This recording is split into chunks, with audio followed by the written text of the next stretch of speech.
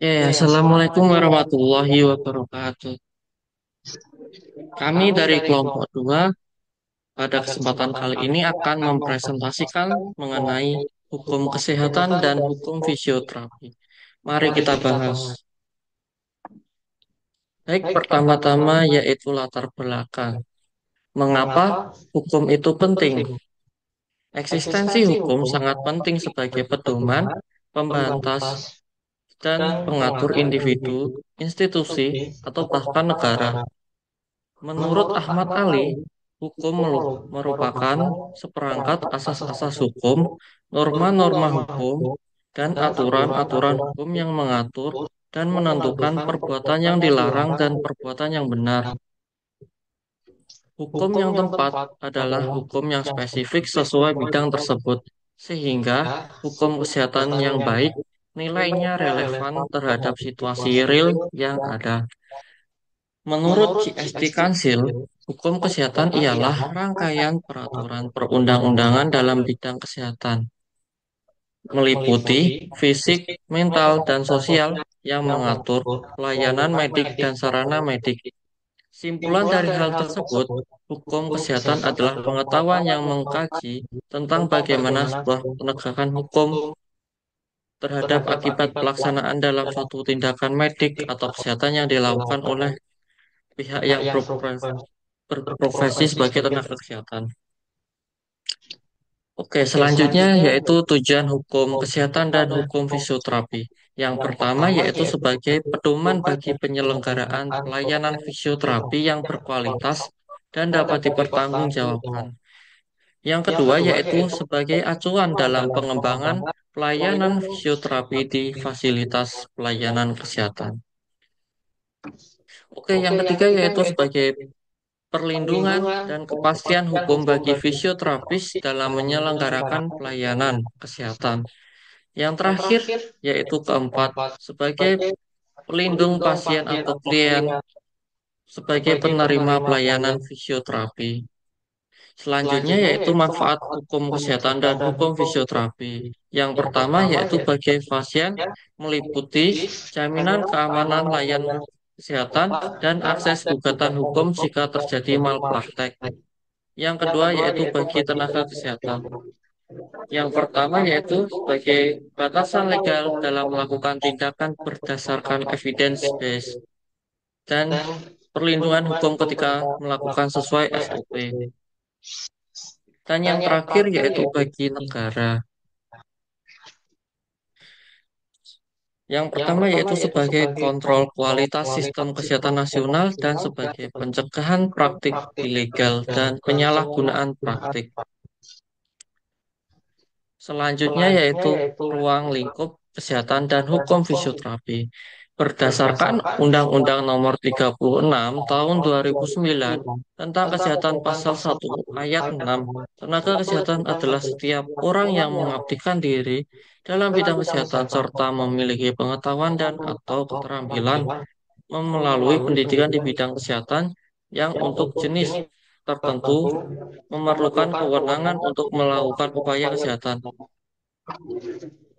Undang-undang sedangkan ayat 6, fasilitas pelayanan kesehatan adalah suatu alat dan atau tempat yang digunakan untuk menyelenggarakan upaya kesehatan, baik promotif atau penyuluhan, preventif atau pencegahan, kuratif atau pengobatan, maupun rehabilitatif maupun pengembalian kemampuan terdahulu yang dilakukan oleh pemerintah, pemerintah daerah, dan atau masyarakat.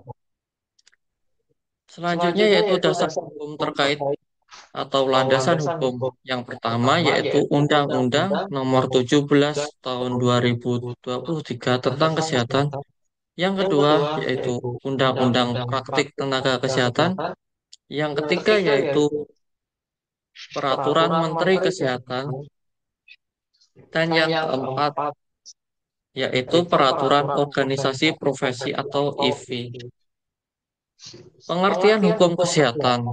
Menurut Haji Jilenen, mengemukakan hukum kesehatan sebagai hal yang memuat ketentuan yang berkaitan langsung dengan perawatan kesehatan dan penerapan suatu norma hukum perdata, pidana, dan hukum administrasi dan juga norma hukum internasional. Kebiasaan dan jurisprudensi hakim yang berkenaan dalam perawatan kesehatan, hukum otonom, dan literatur sebagai sumber hukum kesehatan. Berikutnya yaitu asas dan prinsip hukum kesehatan. Yang pertama yaitu asas dan prinsip sacient et conscient, yang artinya ilmunya ya hatinya. Maksudnya bahwa kepandaian seorang ahli kesehatan tidak boleh bertentangan dengan hati nurani dan kemanusiaannya. Biasanya digunakan pada peraturan hak-hak dokter, di mana dokter-dokter berhak melakukan menolak tindakan medis jika bertentangan dengan hati nuraninya. Dan yang kedua yaitu agrotis salus lex suprema, artinya keutamaan dalam keselamatan pasien, yaitu yang merupakan hukum tertinggi. Yang ketiga yaitu de minimis non prat lex, artinya hukum tidak mencampuri hal-hal yang sepele. Kelalaian yang dilakukan oleh tenaga kesehatan selama tidak berdampak signifikan, maka tidak akan ada hukum yang menuntut.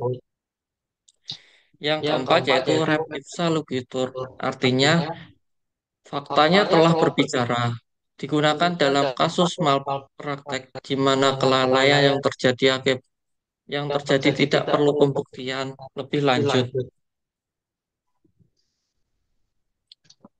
Jenis-jenis hukum dalam dunia kesehatan. Yang pertama hukum publik, yang mengatur bagaimana caranya negara melaksanakan tugasnya, meliputi satu hukum tata negara, yaitu hukum yang mengatur bentuk susunan pemerintahan suatu negara, serta hubungan kekuasaan antara alat-alat perlengkapan satu sama lain. Yang kedua yaitu hukum administrasi negara, yaitu hukum yang mengatur cara-cara menjalankan tugas dan dari kekuasaan alat-alat perlengkapan negara. Yang terakhir, hukum pidana, yaitu hukum yang mengatur perbuatan benar dan salahnya dan konsekuensinya. Yang kedua, hukum privat, yaitu hukum antar perorangan atau individu. Selanjutnya, hak dan kewajiban tenaga kesehatan. Tenaga kesehatan adalah setiap orang yang mengabdikan diri dalam bidang kesehatan serta memiliki sikap profesional, pengetahuan, dan keterampilan melalui pendidikan tinggi yang untuk jenis tertentu memerlukan kewenangan untuk melakukan upaya kesehatan. Berikut adalah kewajiban dalam melaksanakan praktik. Yang pertama, memberikan pelayanan sesuai SOP. Yang kedua, mendapatkan persetujuan dari pasien. Yang ketiga, menjaga kerahasiaan. Yang keempat, membuat dan menyimpan catatan atau melakukan dokumentasi. Yang kelima, merujuk pasien ke tenaga medis bila tidak memiliki kompetensi yang sesuai. Oke, selanjutnya yaitu hak tenaga kesehatan terkait upah dan jaminan perlindungan. Yang pertama, mendapatkan perlindungan hukum sepanjang melakukan standar operasional prosedur. Yang kedua, mendapatkan informasi lengkap mengenai data pasien. Yang ketiga, mendapatkan gaji yang sesuai atau layak. Yang keempat, mendapatkan perlindungan atas keselamatan dan kesehatan dan keamanan. Yang kelima, mendapatkan jaminan kesehatan. Yang keenam, mendapatkan perlindungan. Yang ketujuh, mendapatkan jaminan kesehatan. Selanjutnya, hak dan kewajiban pasien. Pasien adalah seseorang yang memperoleh pelayanan kesehatan. Berikut merupakan hak dan kewajiban. Yang pertama, kewajibannya yaitu memberikan informasi yang valid mengenai kesehatannya. Yang kedua yaitu memberikan petunjuk dan kesehatan dari tenaga medis. Selanjutnya, pasien berhak mendapatkan informasi, penjelasan, dan pelayanan yang sesuai dengan standar operasional prosedur. Oke, materi selanjutnya akan dijelaskan oleh rekan saya yaitu Andi Syafika Rusdi. Surat tanda registrasi dikeluarkan oleh KTKI sebagai bukti kompetensi. Lalu surat tanda registrasi berlaku seumur hidup berdasarkan Undang-Undang Nomor 17 Tahun 2023. Surat izin praktik atau SIP dikeluarkan oleh pemerintah daerah dan legalitas menjalankan praktik di lokasi tertentu. Lalu regulasi pendidikan dan sertifikasi. Yang pertama, ada standar kompetensi fisioterapis tertulis dalam KMK nomor 1077 tahun 2024. Yang kedua, keputusan IV nomor 314 tahun 2023 tentang standar profesi. Yang ketiga, harus memiliki ijazah dan sertifikat kompetensi untuk STR. Empat, harus memenuhi SKP untuk memperpanjang izin.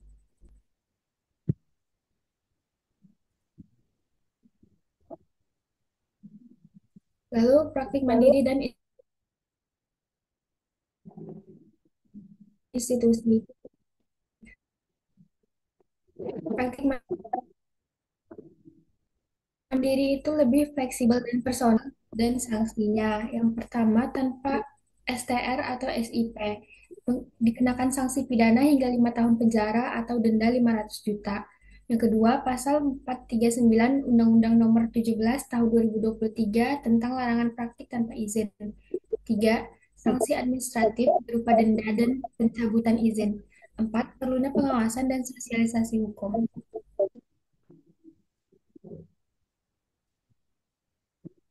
Pengertian fisioterapi dalam hukum, fisioterapis merupakan tenaga kesehatan dalam proses rehabilitasi.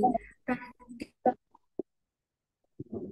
fisioterapi diatur secara hukum untuk menjalin profesionalisme dan keselamatan pasien.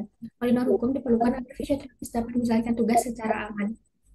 Lingkup praktik fisioterapi ada tiga. Yang pertama, asesmen, diagnosis, rencana, intervensi, evaluasi, dan edukasi. Yang kedua, harus berdasarkan standar profesi dan hukum.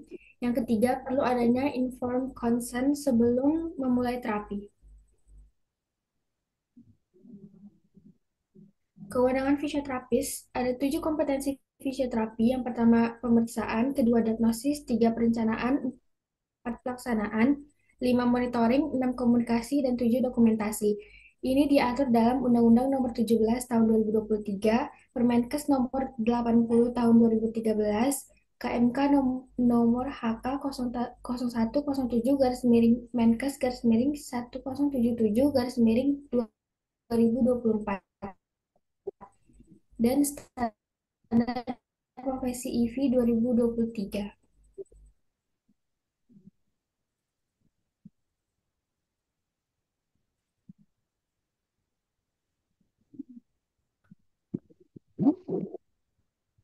Tindakan medis invasif. Yang kedua, wajib bekerja kolaboratif dalam tim. Yang ketiga, tempat praktik berupa rumah sakit, klinik, dan home care dengan SIPF atau surat izin praktik fisioterapis. Yang keempat, pelanggaran akan mendapatkan sanksi administratif, pidana, dan perdata.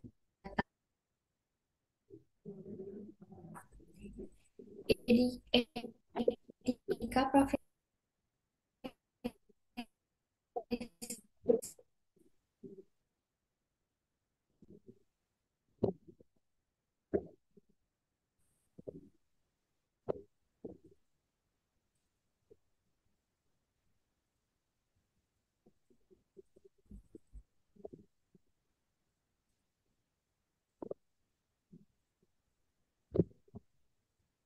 Selanjutnya,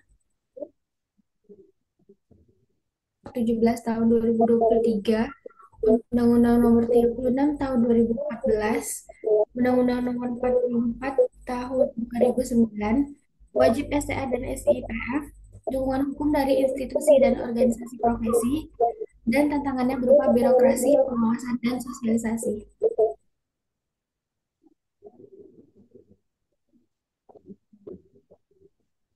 Selanjutnya dijelaskan oleh Binta. Baik, selanjutnya ada tindak pidana di bidang kesehatan. Yang pertama ada definisi malpraktik medis. Malpraktik medis adalah kesalahan atau kelalaian oleh tenaga medis yang mengakibatkan kerugian, cedera, atau kematian pasien. Diatur dalam Undang-Undang Nomor 17 Tahun 2003 dan KUHP Pasal 359 dan 360. Ciri-ciri malpraktik medis yang pertama ada dilakukan oleh tenaga profesional, di antara dokter, perawat, fisioterapis. Kemudian ada pelanggaran SOP atau standar profesi, menimbulkan akibat hukum, pidana, perdata, dan etik, dan sering bersifat aktif. Tindakan salah, alat tidak sesuai. Kemudian ada definisi kelalaian medis. Kelalaian medis adalah tindakan tidak hati-hati atau pengabaian kewajiban profesional oleh tenaga medis, biasanya bersifat pasif, lupa memberi obat, atau terlambat menangani. Ciri-cirinya yaitu bersifat pasif, tidak selalu disengaja, bisa tidak melanggar standar jika tidak terbukti, bisa menjadi bagian dari malpraktik, tapi tidak selalu. Next. Kemudian ada dasar hukum malpraktik dan kelalaian medis. Yang pertama ada pasal 359 KUHP, kelalaian sebabkan kematian. Kedua, pasal 360 KUHP, kelalaian sebabkan luka berat. Dan yang terakhir, pasal 190 UU No 36 tahun 2009, tidak memberi layanan berarti yang pertama dokumentasi yang lengkap, komunikasi yang efektif dengan pasien, memperbarui pengetahuan dan kompetensi, serta menghormati hak-hak pasien. Next. Pelanggaran etika dan sanksi administratif. Prosesi fisioterapis harus menjunjung tinggi kode etik dan norma hukum. Pelanggaran terhadap etika profesi dan aturan administratif dapat berdampak hukum. Etika profesi fisioterapi. Etika itu moral yang mengatur perilaku profesional. Tujuannya menjamin pelayanan profesional dan perlindungan terhadap pasien. Kode etik ditetapkan oleh organisasi profesi seperti IVI. Kemudian ada bentuk pelanggaran etika. Yang pertama ada malpraktik fisioterapi, pelayanan di luar kompetensi, pelanggaran privasi pasien, penyalahgunaan wewenang atau relasi profesional, dan tidak sengaja menjaga rahasia medis. Next. Penanganan pelanggaran etika ditangani oleh Majelis Kehormatan Etik dan Disiplin atau MKDKI. Prosesnya yang pertama ada pengaduan. Pihak pasien atau keluarga atau masyarakat melaporkan dugaan pelanggaran etika oleh tenaga kesehatan. Kemudian ada pemeriksaan. Verifikasi awal dilakukan untuk menilai kelayakan laporan dan mengumpulkan bukti. Jika memenuhi syarat, kasus akan diteruskan ke sidang etik. Kemudian ada putusan etik. Majelis etik memeriksa kasus melalui sidang dan menyimpulkan apakah terjadi pelanggaran. Dan yang terakhir, ada rekomendasi sanksi. Jika terbukti, sanksi dijatuhkan dan diteruskan ke organisasi profesi atau KTKI untuk pelaksanaan. Next. Pelanggaran etika dan sanksi administratif. Sanksi administratif dapat dijatuhkan apabila tenaga kesehatan yang pertama tidak memiliki atau tidak memperpanjang surat tanda registrasi atau STR dan surat izin praktik atau SIP. Yang kedua, tidak mematuhi standar pelayanan profesi, dan yang ketiga, melanggar ketentuan perizinan praktik. Sanksi administratif yang dimaksud meliputi teguran tertulis, denda administratif, pembekuan izin praktik sementara, dan pencabutan izin praktik secara permanen. Next. Sanksi pidana dalam praktik kesehatan. Sanksi pidana merupakan hukuman atas pelanggaran hukum dalam praktik kesehatan. Dapat dikenakan pada tenaga kesehatan yang melakukan kesalahan atau kelalaian. Diatur dalam KUHP dan UU Kesehatan. Dasar hukum sanksi pidana yang pertama ada KUHP, yaitu pasal 39 kelalaian yang menyebabkan kematian, pasal 360 kelalaian yang menyebabkan luka berat. Kemudian ada Undang-Undang Nomor 36 Tahun 2009, yaitu pasal 190 praktik tanpa izin. Next. Kemudian ada bentuk pelanggaran pidana. Yang pertama, praktik tanpa izin resmi, malpraktik berat yang menyebabkan kematian. Kemudian ada kelalaian profesional, penyalahgunaan obat dan resep, serta pemalsuan rekam medis atau surat keterangan dokter. Selanjutnya ada tujuan sanksi pidana, yaitu memberikan efek jerah bagi pelaku, melindungi hak dan keselamatan pasien, menegakkan hukum dan etika profesi, serta menjaga kepercayaan masyarakat terhadap profesi kesehatan. Next.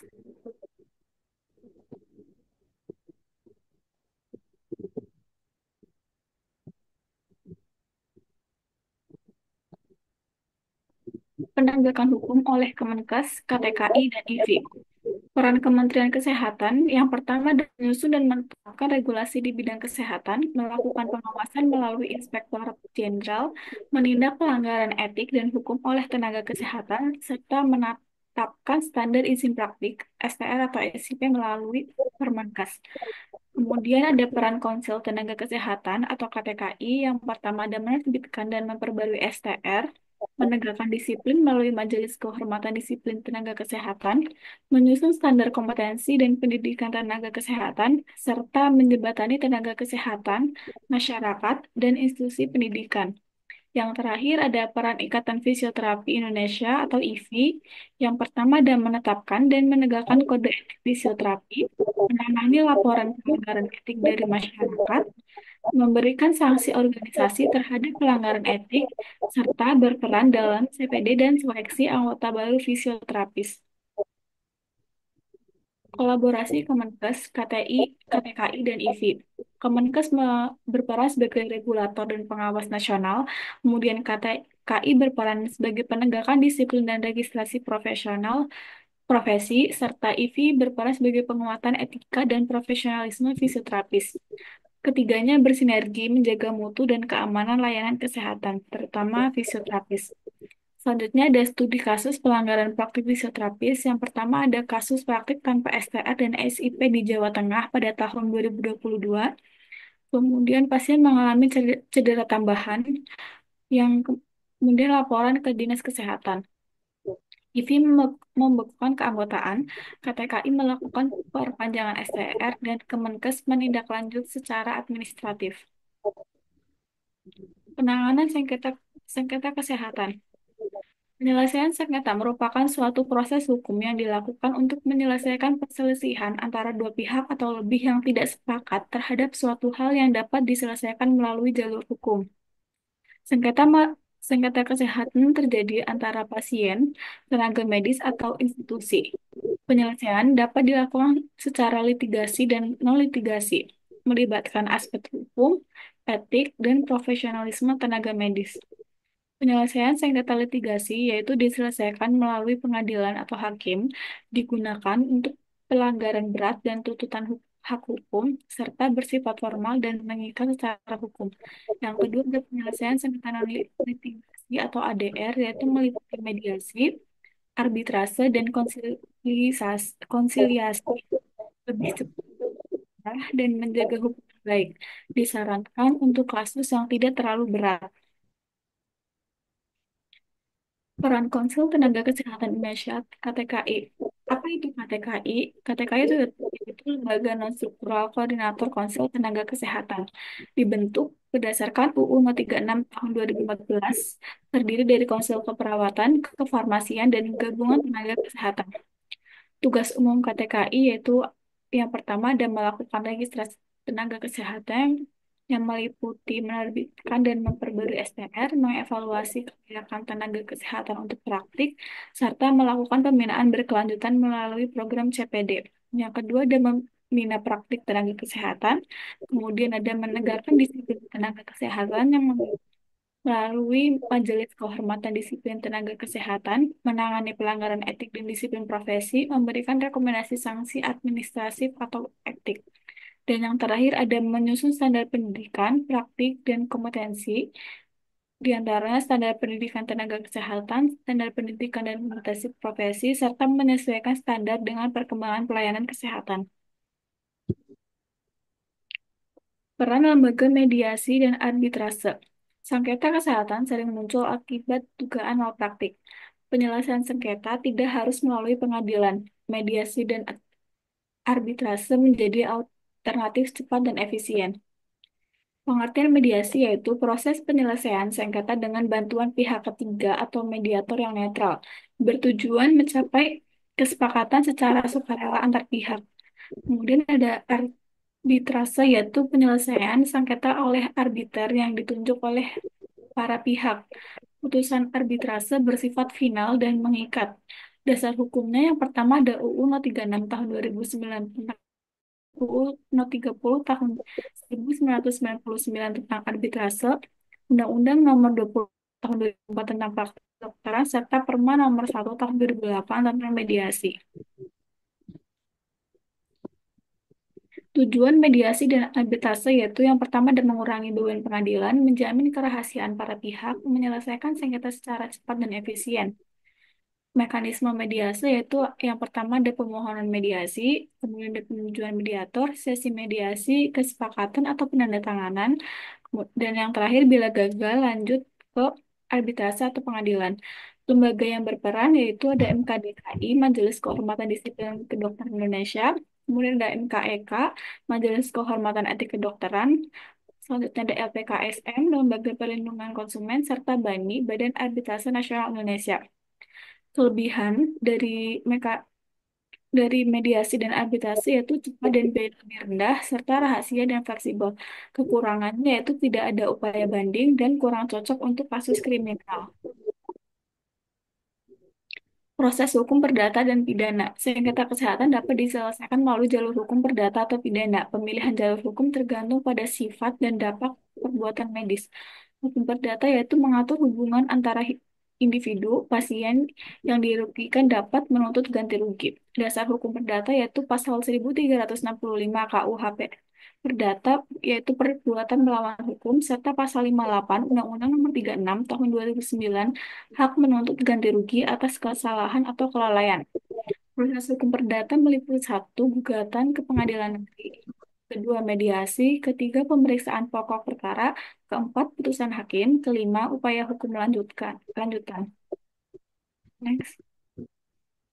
Selanjutnya ada hukum pidana, yaitu mengatur pelanggaran terhadap kepentingan umum, dikenai sanksi negara atas kelalaian atau kesalahan medis berat. Dasar hukum pidana yaitu pasal 59 KUHP, kelalaian sebabkan kematian, pasal 360 KUHP, kelalaian sebabkan luka berat, pasal 322 KUHP, pelanggaran rahasia jabatan.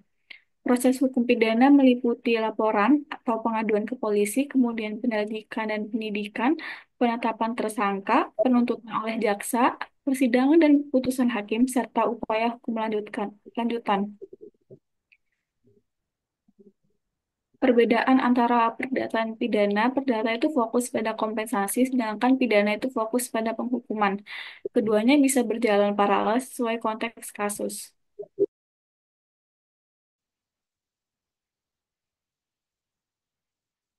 Oke, selanjutnya kita akan membahas soal dan jawabannya.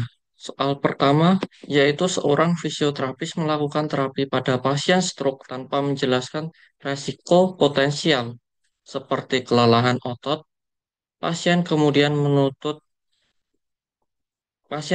mengalami komplikasi dan menuntut, menurut asas agrotisalus like suprema, apa yang dilanggar fisioterapis? Jawabannya yaitu B, hak, hak pasien atas informasi. Berikutnya soal kedua, seorang pasien mengeluh sakit punggung setelah fisioterapi. Fisioterapis tidak membuat catatan medis detail. Kasus ini masuk ke pengadilan. Doktrin res ipsa loquitur berlaku karena jawabannya yaitu A. Kelalaian terbukti tanpa perlu pembuktian lebih lanjut. Soal ketiga, berdasarkan Undang-Undang Nomor 17 Tahun 2023, masa berlaku STR adalah jawabannya C. Seumur hidup. Soal kedua, berikut ini yang bukan merupakan kewenangan fisioterapis menurut regulasi adalah jawabannya yaitu A. Melakukan operasi minor. Oke, soal kelima. Dalam konteks hubungan hukum terapeutik antara fisioterapis dan pasien, Apakah prinsip hukum yang paling utama dalam menjamin keabsahan tindakan fisioterapi? Jawabannya yaitu D. Informed consent yang telah diberikan secara sadar oleh pasien. Soal keenam, apabila terjadi malpraktik dalam layanan fisioterapi, bentuk tanggung jawab hukum yang dapat dikenakan pada fisioterapis adalah sebagai berikut. Kecuali jawabannya yaitu E. Pembatalan ijazah pendidikan fisioterapi oleh perguruan tinggi. Oke, sekian presentasi kali ini. Semoga bermanfaat. Sampai jumpa kembali. See you.